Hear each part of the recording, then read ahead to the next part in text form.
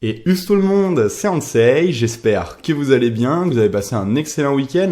Moi vous le savez, j'ai passé un super week-end et j'en profite d'ailleurs pour remercier tous ceux qui sont venus me faire un coucou à la Geeks Day et tous ceux qui auraient voulu venir mais qui n'ont pas pu, je vous remercie quand même, voilà, je vous fais des bisous.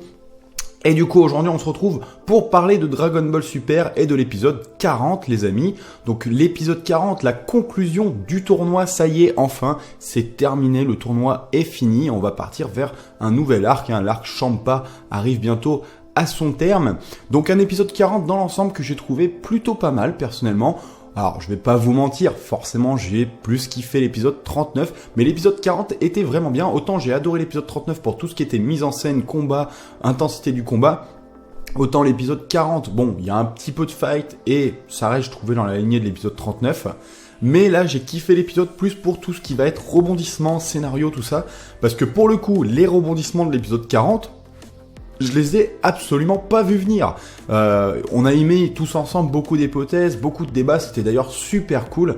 Et c'est vrai que autant il y avait des gens, ils misaient sur l'abandon, tout ça, mais je pense, j'ai vu personne voir venir, surtout le revirement avec Hit et tout. J'ai trouvé ça génial, c'était vraiment cool. Donc franchement, ça je kiffe quand il y a vraiment un truc, on voit pas absolument rien du tout venir, donc c'était super bien. Donc l'épisode 40 en soi, lui, il reprend avec le fight Goku Hit, la conclusion de ce combat. Donc nous, on nous avait laissé avec l'épisode 39 avec un échange de Kikoa. Donc pour rappel, on a notre Goku qui est en Super Saiyajin Blue, combiné avec le Kaioken, le Jubai Kaioken x10, Donc il faisait un énorme Kamehameha et donc pour rappel ils sont capables entre guillemets Hit il est capable de figer le temps et Goku de faire des espèces de, il va tellement vite que pareil ça fige un peu le temps, donc il fonce à l'intérieur de son Kamehameha pour mettre un énorme uppercut à Hit et ça se finissait comme ça. Et en fait, donc, on va avoir la reprise de ça avec une énorme explosion sur le terrain, une très belle anime d'ailleurs là-dessus. On a Whis et Vados qui du coup interviennent, protègent les gens avec des boucliers. Donc bon, voilà, petite mise en scène. On retrouve nos combattants, donc visiblement qui ont pas vraiment pris de dégâts. On les retrouve sur les affiches des dieux de la destruction. Donc ils sont pas éliminés parce qu'on considère que ça fait partie du ring. Et donc du coup, là on va avoir toute une mise en scène, on va avoir une explication encore une fois de Hit, qui vient encore une fois de se surpasser, il fait que se surpasser continuellement, de se dépasser en affrontant un adversaire plus fort que lui, donc un personnage très impressionnant. Alors j'ai vu qu'il y avait des gens qui aimaient pas trop du coup ce côté aussi là, ils trouvaient que Hit évoluait beaucoup trop vite, que c'était pas trop logique. Bon, moi ça me gêne pas plus que ça en fait, parce que je me dis il a quand même 1000 balais le mec, c'est un expert du combat. Il a apparemment jamais affronté vraiment un adversaire qui lui tienne tête autant. Il a l'air quand même d'être assez intelligent. Donc, ça me surprend pas des masses qu'il arrive à évoluer comme ça. Après, on sait pas jusqu'où il peut aller. Ça peut peut-être être complètement abusé. Après, ça perdrait complètement de crédibilité. Mais là, pour le coup, non, ça me gêne pas plus que ça. Et même, ça le rend intéressant. Puis ça crée un petit côté de challenge. Parce que là, Goku est face à un adversaire qui est un petit peu à son image, qui fait que continuellement se surpasser. Parce que Goku, c'est ça. Donc, du coup, c'est vrai que c'est pas quelque chose qui me gêne. Et du coup, donc, on apprend qu'il s'est encore une fois surpassé, qu'il a réussi à encore améliorer son Tokito-Baishi, on ne sait pas vraiment de combien, mais du coup, on nous fait un flashback où en fait, ils sont à l'intérieur du Kamehameha, et en fait, il a figé complètement Goku, on a cette espèce d'animation avec, cette cristallisation, un petit peu, je sais pas trop comment on dit, mais il le fige complètement, et ça lui permet d'esquiver l'énorme uppercut, c'est pour ça qu'il a pas pris de dégâts. Donc après, on voit qu'ils se remettent en posture de combat, ils veulent en découdre, ils veulent en finir. D'ailleurs, on a un Hit qui vraiment, on avait un personnage froid, complètement bridé et tout ça, qui montre pas ses émotions. Et là, il va sourire à tel point que ça fait même, on voit que ça choque les Kaioshin de l'univers 6. Donc c'est pour dire que le perso est connu pour être très très froid, quoi. Et donc on voit qu'il prend vraiment du plaisir, on voit qu'il prend son pied aussi. Donc nouvel échange de coups qui là pour moi était aussi bon que l'épisode 39 où on a un Hit qui dit je me suis encore surpassé à l'instant, blablabla, et il refait un peu la scène que j'avais trop kiffé dans l'épisode 39 où il l'enchaîne comme ça, il le fige, il enchaîne, sauf que là on a un plan un petit peu plus rapproché comme ça sur l'action, ce qui fait que je trouve que ça donne un petit peu plus d'impact, un peu plus de punch à la scène. Et avec ce cri de Hit en fond, j'ai vraiment kiffé ce passage.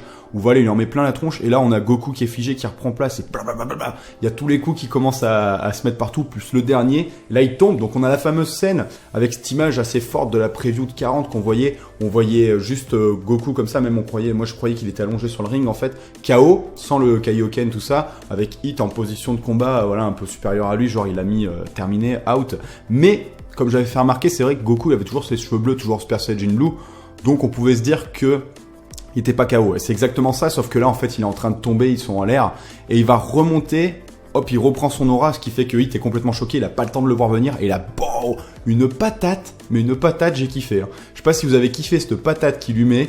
On a vraiment un gros bruit de punch énorme, avec l'anime qui va bien, et Hit qui complètement il part et il s'écrase contre l'affiche de Champa, et ça me manquait un peu aussi, les incrustations de personnages à l'image de DBZ. J'adorais ça moi, quand il se retrouvait incrusté dans les montagnes, les trucs comme ça donnait vraiment un sentiment de puissance. Enfin, il est complètement incrusté dans le panneau quoi. Donc on voit qu'il en a pris une bonne quoi, et ça c'était vraiment cool.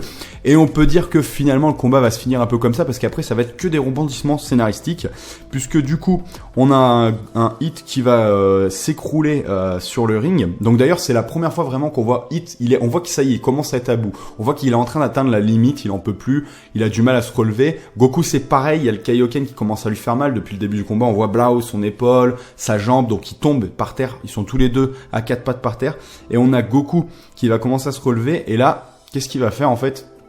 Eh ben, il va proposer donc à Bilus d'annuler toutes les règles, hein. Pas seulement la règle de mise à mort, mais toutes les règles. Donc il veut un combat, voilà, jusqu'au bout, c'est-à-dire plus de sortir de ring, pas de règles si on tue l'adversaire on est éliminé. Le combat vraiment DBZ, c'est jusqu'au bout, jusqu'à ce qu'il y en a un qui soit complètement KO ou décédé, complètement annihilé. Et donc du coup, Bilus lui est totalement contre, hein, il pète un câble, forcément Champa est pour, et là finalement on va avoir une mise en scène vraiment cool, dans le sens que on a les deux combattants qui se retrouvent côte à côte, et Goku il voit bien que c'est les deux là, ils vont jamais réussir à se mettre d'accord hein, là-dessus, et que c'est peine perdue, et Hit fait la réflexion, de toute façon on est que des pions quoi. Et j'ai kiffé cette scène, j'ai kiffé parce que Goku en fait va lui montrer, bon, on est peut-être des pions, mais ça va pas durer, ça, t'inquiète pas. Et là, il sourit et tout avec ce regard Goku, quoi, avec ce dessin très typique de Goku, vous voyez, avec les petits yeux et tout ça. J'aime bien, moi, ce truc-là. Il lui montre, t'inquiète, je vais te montrer. Et là, qu'est-ce qu'il fait? Il sort du ring. Il sort du ring pour se faire éliminer, mais c'est plus que ça, il défie les dieux de la destruction. On voit que Hit, face à ça, déjà, ils voient un combattant.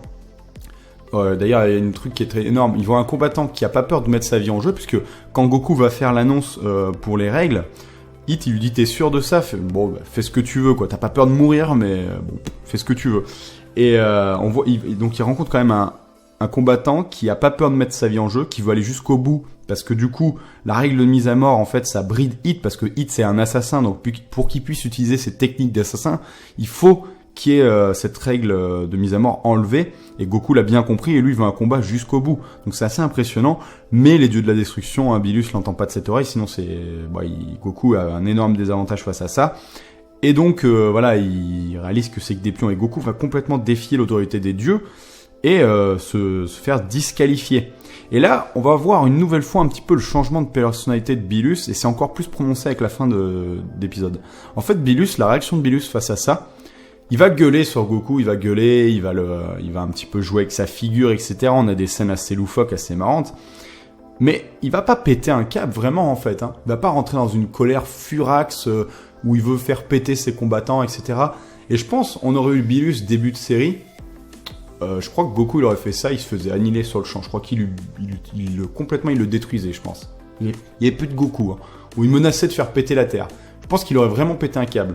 Finalement, je trouve que sa réaction était plutôt cool. Bon, après, il se met un peu en PLS, il commence à se recroqueviller quand il entend l'annonce de Monaka qui doit monter sur le ring. Alors, Monaka, hein, hashtag Monaka Power, hein, on n'y croyait plus trop. Alors, il y avait eu pas mal de théories quand même autour du fait que, ouais, il était peut-être nul, mais peut-être qu'il avait des capacités.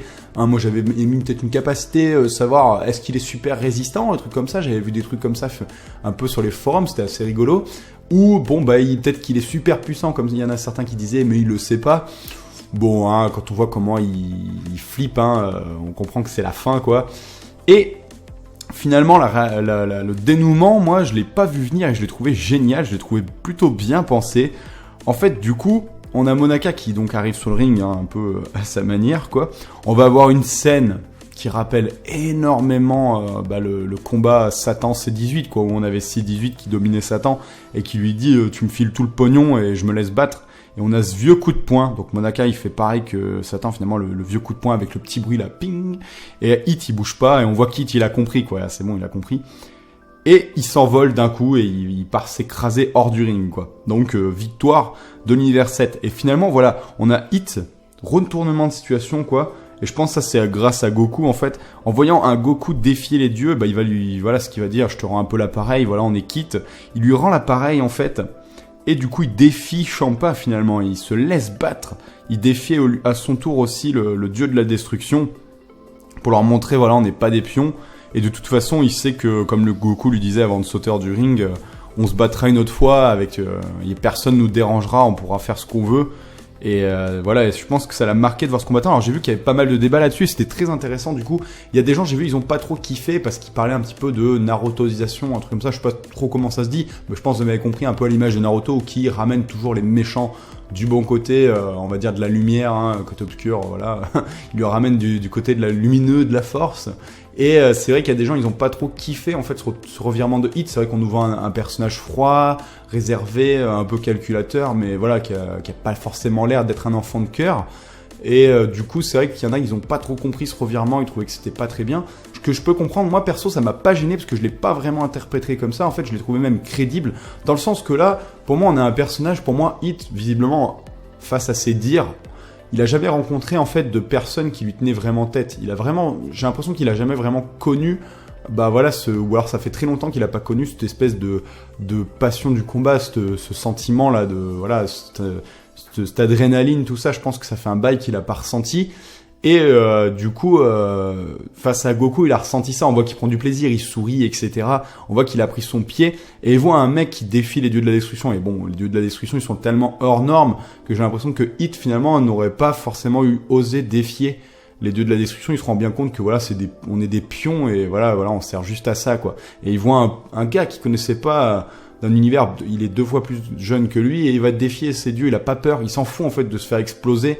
Il a pas peur de leur montrer, non mais vous faites pas ce que vous voulez avec nous en fait, on peut décider aussi, et il défie les règles, quoi, il défie, il s'en fout. Et du coup je trouvais ça vraiment pas mal. Et un autre truc que je me suis dit en fait, c'est par rapport à ses réactions, quand il revient sur le stand en fait de Champa, tout ça, sur la petite plateforme. La première chose qu'il dit à Champa c'est, tu peux te garder ton cube et laisse-moi partir, quoi. Laisse-moi partir. Et en fait, bon, Champa lui pète complètement les câbles. Il est vraiment, Champa finalement là, sur ce coup-là, il est vraiment à l'image de ce que Bilus on a connu quand on a rencontré Bilus. Il est là, il est sur le point d'exploser tous ses participants parce que pour eux, bah, ils ont tous défié un peu à chacun leur manière, leurs règles, ils l'ont humilié, etc. Donc il veut tous les exploser. Il y a Kiabe qui essaye un petit peu de calmer les choses, mais ça fait que énerver encore plus Champa. Donc il est sur le point vraiment de détruire tout le monde. Y compris Hit, on voit Hit qui commence à se mettre en position de combat et tout. Et moi, la réaction de Hit en fait m'a fait penser. Je me demandais vraiment pourquoi il voulait le cube en fait, à quoi ça lui servait. Donc on avait fait pas mal d'hypothèses. Les gens aussi faisaient des hypothèses assez sympas sur le fait que bon, mais peut-être qu'il travaille pour quelqu'un, peut-être que, enfin voilà, qu'il y avait d'autres. En fait, finalement, je me demande si l'ambition de Hit. On nous parle d'un personnage voilà, qui a 1000 ans, visiblement il a jamais rencontré quelqu'un où il a vraiment pris autant son pied face à Goku, et même c'est ce qu'il dit face à Goku, je pense, sa réaction face au surpassement de soi-même, c'est quand on affronte quelqu'un finalement qui nous permet de se dépasser. Et je me demande si en fait avec ce cube il comptait pas en fait aller dans les autres univers, juste pour justement rencontrer des adversaires qui lui permettraient d'avoir ce frisson du combat, qui lui permettrait de se dépasser en fait. J'ai l'impression qu'il cherche peut-être un peu ça. Alors peut-être qu'ils nous l'expliqueront, ce serait cool qu'ils nous l'expliquent d'ailleurs, qu'est-ce qu'il attendait en fait de ça, mais je pense que maintenant il a réalisé qu'il n'avait plus besoin parce qu'il a rencontré l'adversaire qui lui permet de se surpasser actuellement, et je pense qu'il a envie d'en découdre avec Goku. D'ailleurs j'espère que justement Hit passera pas à la trappe et que c'est un personnage qui deviendra peut-être récurrent, ou qu'on reverra du moins, qu'on aura un match retour, ça pourrait être très intéressant. Enfin voilà, le personnage en soi, je trouve qu'il est bien écrit. Je trouve même qu'à mes yeux, de l'univers 6, c'était le perso le mieux écrit. Et finalement, ce revirement de situation, moi, je l'ai plutôt bien pris. Mais je peux comprendre les gens qui n'aient pas kiffé. Mais ça va, ça, j'ai bien aimé. J'ai plutôt bien aimé. Du coup, après, l'épisode reprend clairement donc sur cette réaction de Champa. On a aussi un petit peu, cette mise en abîme de tout ce qui va être des enjeux sur le fait que les dieux de la destruction sont puissants, donc c'est eux qui dominent, c'est eux qui écrivent les règles, et il y a Bilus par exemple qui va sortir à Goku.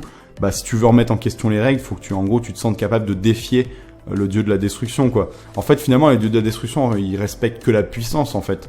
Et du coup, bon, on pense que ça va partir en cacahuète, et là, voilà, on a un mystérieux personnage qui arrive sur le ring. On voit les deux dieux de la destruction en mode stress, avec les grosses gouttes de sueur, tout ça, vraiment paralysés de peur, et puis l'épisode se termine comme cela.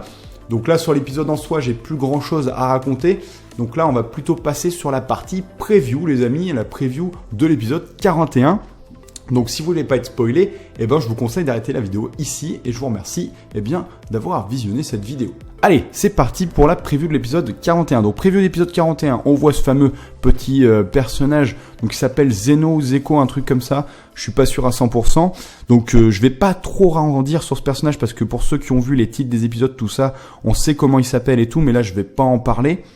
Je vais juste me contenter en fait de parler de ce qu'on voit un peu dans la preview. Donc on voit ce personnage où on a un Goku qui nous dit qu'il a pas l'air très puissant, mais pourtant on voit les deux dieux de la destruction qui sont en train de flipper à fond.